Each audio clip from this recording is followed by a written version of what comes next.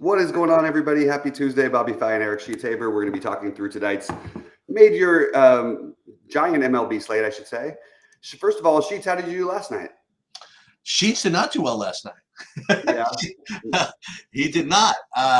Did not win in the profit in the lottery. Did not cash in the big ones. I had Skeen and Pavetta in most lineups, and Skeens wasn't quite good enough. And I played some Seattle. Parts of them did okay. I didn't have any Boston. They only scored 750 runs. Yeah, that was a tough one. FanDuel, I had a couple of swipes on FanDuel towards the end with a couple of stray Boston ones that I had, but it wasn't enough to make up for it. And what was interesting also is that I'm pretty sure that, at least in the 888 or whatever, I don't even think there was a single Red Sox in the winning lineup.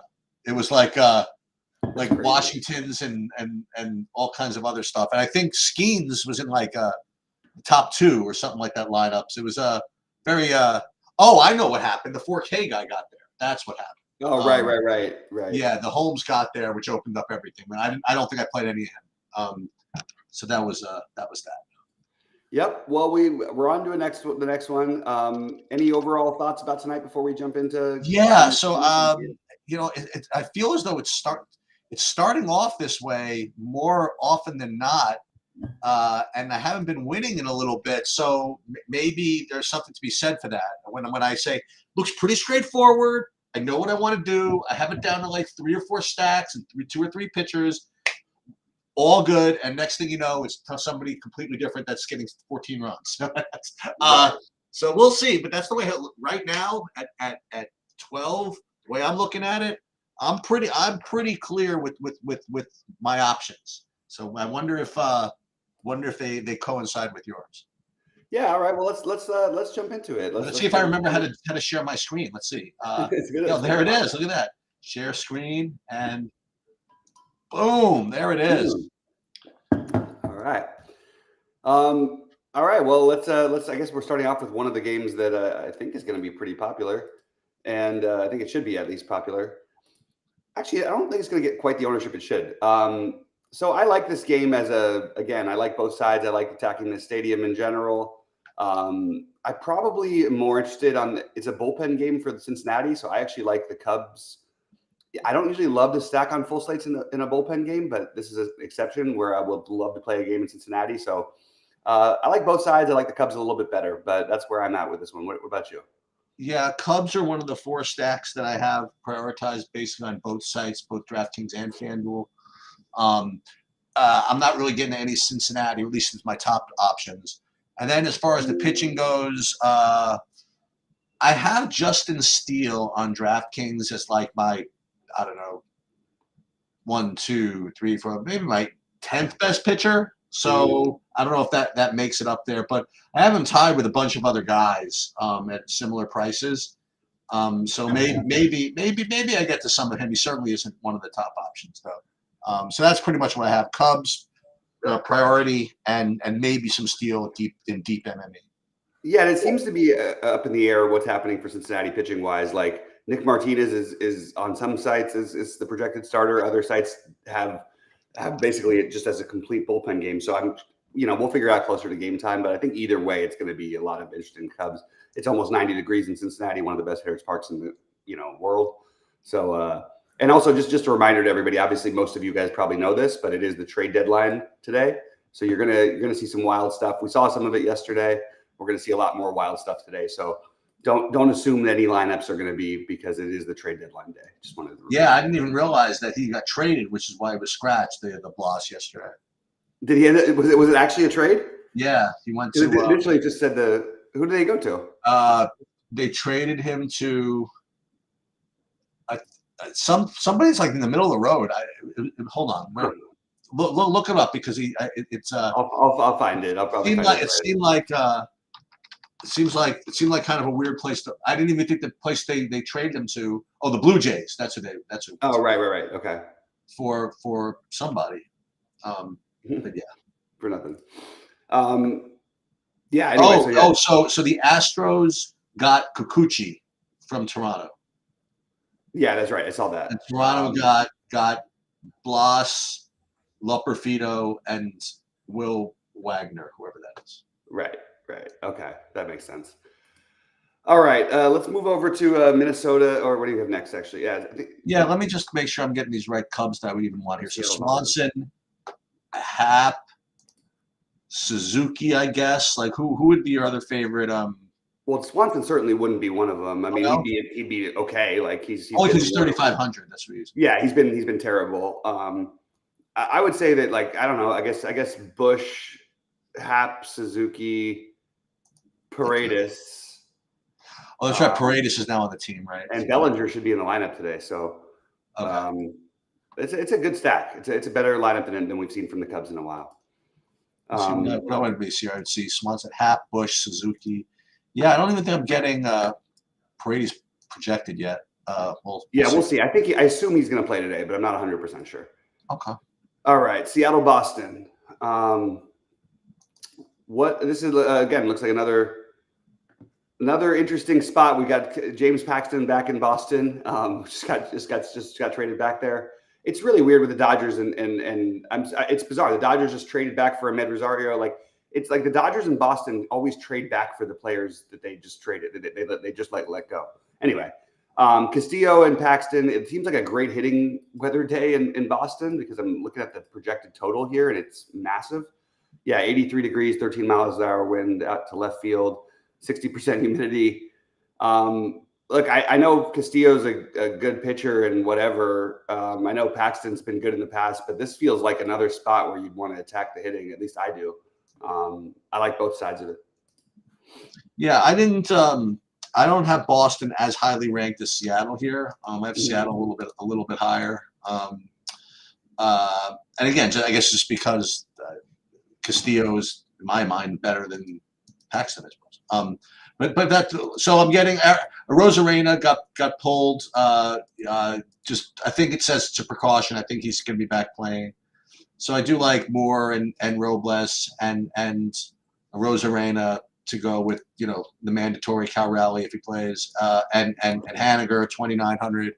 I'll go right back to the Seattle guys.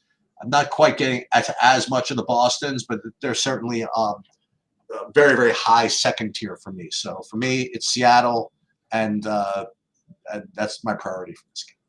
Yeah, I think it makes a lot of sense. It's pretty wild to see it. I don't think I've ever seen Castillo pitch in a game where the other teams had like a 5-run total. It's pretty weird. Yeah. All right, Minnesota and New York Mets. Let me just grab my notes here. Oh yeah, that was the other one. I forgot that game existed. Next thing you know, the Mets scored 400 runs. Oh yeah, that was crazy. Yeah, I did not. I had 150 lineups in that $5, and I did not have any Mets. All right, Minaya and Festa. Another spot where I think Minaya is probably. I actually don't think I could do it, to be honest. Minnesota's been the best team in baseball against left-handed pitching. Excuse me. I think this game is probably going to end up being a pass for me unless I play the Mets. But that would be it for me, and I don't really want to play the Mets after scoring 700 runs last night. How about you? I don't know. I could sort of do both pitchers here a little bit. Yeah. Not the top of the list really, but you're going to get. I mean, for example, you're going to get I imagine somewhat popular Griffin Canning, but maybe not. And if you want to pivot off of him, pay down a little bit against Festa again. Mets coming off a 100-run game. Festa's only 6K, and Minaya, like you said, I mean it's a tough matchup against Minnesota, but again, just as a way to get a little bit different with my second pitchers. I don't mind getting to either of that. And again, I'm trying to keep my hitting a little bit tight today, so I'm not quite getting to the Mets and Twins in my main recommendations. But I think Minaya and Festa will make my pool. Let's put it that way. I understand it. I always do want to just remind everybody that just remember that Minnesota is like the best team in baseball against left-handed pitching. All right, Texas St. Louis. For me, this is probably going to be another one where I'm, I think I have some interest in Scherzer more than the field. I don't know why the projection is so bad on him. Doesn't really make sense to me. And I think I probably have a little more interest in Scherzer than most people. Other than that, I think you could argue for the lefties for Texas against Lance Lynn. but I am probably going to be off this one hitting wise. How about you? I think that's fair about Scherzer. I mean, I think that he's right there among other $8,500 pitchers, and I see him projected about 10% owned. And listen, if he's only going to project for 25 fantasy, not 25 fantasy, 14 fantasy points, sure. I mean, I wouldn't play him either. But I think he definitely has upside from that. I think Cardinals are not great, and Scherzer still can bring it somewhat. So I have him as again part of this whole second tier of pitchers. We'll get to the top ones very shortly. And I think the pitch count is what's worrying people. Oh, is that right? Well, they've got him projected at 84. He only threw 85 his last start, but he did go 6 innings. Well, that's not usual, huh, for him? Well, they're bringing him back, and they have done it sort of slowly. But at the same time, just before the All-Star break, he threw 95 pitches and 90 in back-to-back starts.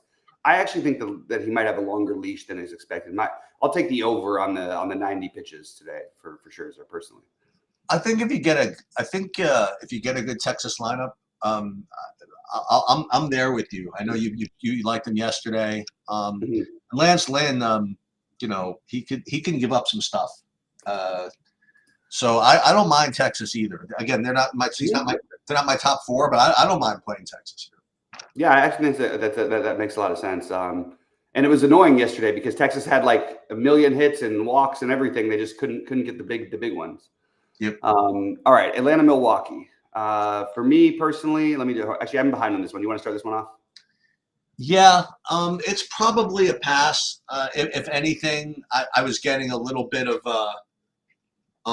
Atlanta in like my second set of highest owned stacks. In other words, I have 4 that kind of take over. I have Atlanta just kind of beneath them. They didn't exactly light up the tote board for me yesterday, but that's pretty much all I have. I'm not really getting it too much. Getting Elder, not really. So for me, it's the whole thing is probably a pass, with the exception of a little bit of Atlanta, I guess. Yeah, I think you could make a case for a lot of different things in this game, and I probably would just end up with a little bit of Atlanta. That's where I'm at as well. Yeah, pretty much that's it. But I don't think Milwaukee's a bad idea. I just think that I would rather play Atlanta personally. All right, next up, what do you have? It's KC White Sox. It's funny. I was actually watching that game because I did some camps in Kansas City's when Hunter Renfroe hit that home run. It brought me in like second place in like the lottery on FanDuel, so I paid a little bit of attention. I wanted to make sure I got back. I wanted to get back to him for the 9th, and in the 8th, I've been wanting to get a little bit of rotation, so that I can make sure to get to him in the 9th. And so then there was like a runner on first with like 2 outs. I'm like, all right, we got to get another guy on, just to make sure I get to him in the 9th. So they walk somebody. And then I'm like, okay, we can't have this game blow up because the only guy I have in this is kind of Renfroe. And then the announcers were just like waiting for the White Sox to implode. And they were like, White Sox announced, like, oh man, how are we going to blow this? How are we going to blow this? So, well, you don't want to walk this guy because if you walk this guy, then Bobby Witt's coming up next. And you definitely don't want to face him. And then they walked him, bases loaded, 2 outs. I'm like, oh no. And I literally like turned my head for 2 seconds. And next thing you know, he was like rounding the base pass. Like I think it was the first pitch grand slam. So yeah. So they went ballistic, and at the end, and I have no reason to think they don't do it again. So I have KC as one of the top 4. They'll get owned, I imagine, as usual, especially against these White Sox. So I do like that. And then you have Waka, who is again these, like you said, I don't know who gets them right. It's not me, but you have a righty against the White Sox. Why wouldn't you play him? So he's on my list. I have him. This is kind of sick when you think about it. I have him projected about the same as Scherzer. Right? I mean, to even say that with a straight face, right? And I have him also pretty much the same as Steele. So that's what I'm saying. I have all these 85, 8,800 guys that all project within like 2 cents of each other. I have to think at the end of the day, Walker's got to get some ownership, right, against the White Sox. I think he'll have a little bit, but it's interesting. Like both he and Scherzer have their strikeouts below 5. Like today, like it just seems bizarre. And yeah. Anyway, but Kansas City, Bobby Witt, I guess is going to be 7K one day, and that's pretty much all I have here. Yep. Yep. I am just on the Kansas City side. I don't think I would end up playing Waka today, but I don't like hate it. It's just, I guess there's just not that many great things to choose from to some extent. But yeah, Waka's fine. And I do like Kansas City though. So kind of surprised they're not projecting to be a little bit higher owned, but yeah, I like them as well. All right. Next up, we have Pittsburgh at Houston. And I'll just start this one off real quick because for me, this is a Hunter Brown only, and I don't have any interest in anything else. I guess you could make an argument for the Houston stack, but I think I've just been burned too many times. It's like that. I don't know. Like I don't, for whatever reason, I always used to get Houston right, and now I can this whole year never get Houston right. So I guess yeah, Houston and Brown are both interesting. I think Brown is going to be obviously one of the more popular plays in the slate, and I like him for what it's worth. So I'm on the Hunter Brown shock, and I'm okay with Houston, even though they are not my favorite stack. Because every time I say they are, they score like 2 runs. So he's one of the top 4 pitchers I have on the slate. Have him currently being owned at about 30%. I seems to be about accurate. I'm not quite getting to Houston myself, and I'm not getting to Pittsburgh either. So I think I'm agreeing with you. I think it's Hunter Brown or bust.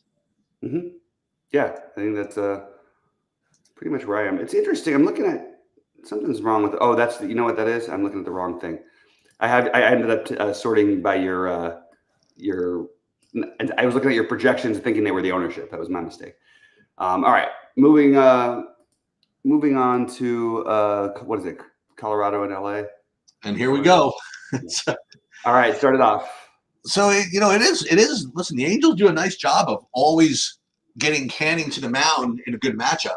You know, like he always seems to get him out there against the bad teams, and he's got Colorado at home. So it doesn't get better than that for him, I suppose. So he's gonna look pretty good. I actually thought he was gonna project with a little more ownership at the beginning of the day. I see him at 16%. I guess that's where he is going to end up, just because there are other options. I think it might be a little bit higher, just because he's got like a 5.5 strikeout prop at 6,700, which is pretty high. Yeah, so he's obviously he's looks good point per dollar, and he's also pretty dangerous. And I bet you in some MME stuff, I'll end up with some Colorado. I'm not getting really a projection for Quantrill. I mean that makes a lot of sense, but I don't know. I'll let you maybe talk me into like a couple slivers of that in the lottery maybe. As far as the hitting, really not much for me here. So except for some leverage with Colorado maybe if Canning gets a little bit too popular, but that's pretty much it. Yeah. I don't know. Yeah, I definitely get the Colorado leverage idea. I thought the Canning would be more popular than this, so I'm a little confused too, and I think he will be. But yeah, I have Canning as a viable option. He's playing Colorado and the huge park downgrade, all that stuff. I was trying to think: is Cal Quantrill a bad play? Like here, like is this maybe like a spot where we should consider him? Maybe. There's not a lot of arms to love in great spots or anything. It's a pretty decent upside matchup. Now he just doesn't get the strikeouts, but like, I don't know. I guess maybe it's a little too cute. But I've actually had considered Quantrill. So I think both pitchers are in play. Obviously Canning being the more logical, which feels weird to say because he's been just horrendous all season long. I know he was okay in his last start, but he's probably been the worst pitcher in baseball, to be honest. So. But yeah, I think both these guys are in play for spend downs just because it's a weird slate. All right, now we get my Dodgers in San Diego. Yep. So I have Glass now as one of the top 4 on the board here. Listen, he hasn't really done great since he came back from the the All-Star break, the injury list or whatever he was. He was off for 3 weeks. Yeah, he's been for a while. Hasn't exactly been great, but. He's still Tyler Glass now, and so far I have not been completely wowed by any pitching option. If you want to know the truth, yeah, I guess Hunter Brown would be the closest thing to like something I'd be like really really comfortable with so far. So I think Glass now is very reasonable. Again, nothing about San Diego really frightened me. So I would have no problem doing that. As far as the hitting goes, when I ran my builds earlier, again, I had 4 teams that kind of stood out among the other ones, and the Dodgers were just below as far as my exposures go. So I'm definitely going to end up getting to some of that. So some Dodgers and definitely some Glass. Yeah, it's weird to see the Dodgers with an under 4 total, but remember, obviously no Mookie for a while, no Freddie Freeman. This is a very, very weak Dodger lineup, all things considered, and that's why they are incredibly cheap. Gavin Lux is projected to hit 3rd today, just to give you an idea of where the Dodgers are at right now. So this is a guy who couldn't hit 9th against righties. Now he's hitting 3rd, but he's been much better. Yeah, I like Glass now. I would keep the Dodgers in my 150 pool, that kind of thing, but I don't think it would be a priority for me of any kind. That's pretty much it for me. Washington, Arizona. I mean, obviously, when Corbin is pitching, the other team is going to look good as far as the stat goes, and today is no exception. Arizona looks very, very strong. So alongside of KC, Chicago Cubs, and Seattle, this is the 4th of the teams that kind of stand out for me actually on both sides. And yeah, people are going to play them. It's the way it's going to be. But I do like it. Ryan Nelson, he's only 6,300, and he's got some outings in here. You know what I mean? Like, yeah, he's got some good outings. He's got some outings, and at 6,300. I mean, even here when he only scored 16 fantasy points, he did go through full 7. You know what I mean? So I don't mind this actually. Again, if Canning's going to get some love or whatever, I don't need too much from Ryan Nelson at 6,300, and I think he can get it. So I do like Ryan Nelson, and I do like Arizona. So I actually think this is crazy. This is going to sound crazy. I love Arizona. I think that they're going to be popular though. So I actually like Washington, and I think both pitchers are playable. I know that sounds like a lot of stuff, but people don't realize maybe that Corbin has been. Look, he's not a good pitcher. He's been bad at times or whatever, but he's had some decent outings actually. And if you're looking for a way to get different, I think both these guys sort of fit into that bizarre taking a chance on a pitcher mold. But more importantly, I like both sides of the hitting. I think Washington will be low owned, and I am always happy to take shots against Ryan Nelson because I think he is fraudulent. At the same time, though, there are cheap options, and I think we can consider. I think it's a 4-pronger for me. It's the only 4-pronger on the slate for me. Okay, so I want to talk about this next game. Okay, I want to talk about this. I know what you're going to say. I think. Okay, so and I'm not all steamed. Okay, but I said in Robbie Ray's debut that he wouldn't make it out of the first inning against the Dodgers. Okay, and you look at the end result. He's had 26 fantasy points. Okay, whatever it is. He was almost not making it out of that first inning. Okay, I think he hit 2 guys and walked 2 guys, right? And a run came across, and one other thing happens, and it's 5-0, and he's on his way out of the game. Okay, it turns out that didn't happen. I don't think he gave up a single freaking runner the rest of the game or whatever it is. Mm-hmm. But I'm not interested in Robbie Ray chalk, if you want to know the truth. But I'll give you the numbers first. He stands out as the top overall value play on the board. I have him at 37% ownership. He's got a great matchup at home against Oakland. And look, if he's going to go into freaking the Dodgers and shut them down, how the hell is he not going to shut down Oakland? Well, you know what? Someone else can try this, because we've said this since I started playing DFS. You just don't play Robbie Ray as chalk, and this is a perfect example of it. And I will be playing Oakland. So there you go. Sorry, everybody. I'm going to lose tonight, I guess. No, I have no issue with it. The only thing is that the only problem I have is that Robbie Ray gets to pitch now in San Francisco, and it's 60 degrees. Yeah, it's Oakland. Absolutely. With the old Robbie Ray, we used to have to talk about fading him as a Blue Jay and stuff. I look, Ray makes sense. I think that I can understand people who are going to play him in cash games. I think for tournaments, it is the right idea to fade him in general in this spot. It's just again, it's in San Francisco and it's against Oakland, so it's hard for me to just totally write him off. I don't really know what to do with it, but I think he is. I mean, look, he's definitely in play. I think I would try to, though, in tournaments mostly at least be underweight, if not entirely fading him. And I like your idea of getting to some of the Oakland stuff. I think that makes plenty of sense. And to be honest with you, I think that some San Francisco makes a little bit of sense here against Sears, just because of the pricing. Like, you got guys like Chapman. I think that certainly makes some sense. Ramos is a little more expensive, but Patrick Bailey. So I think that you could argue for all sides of this one. I think that I think that Ray and both stacks, I think, are in play, which sort of to round it out for me.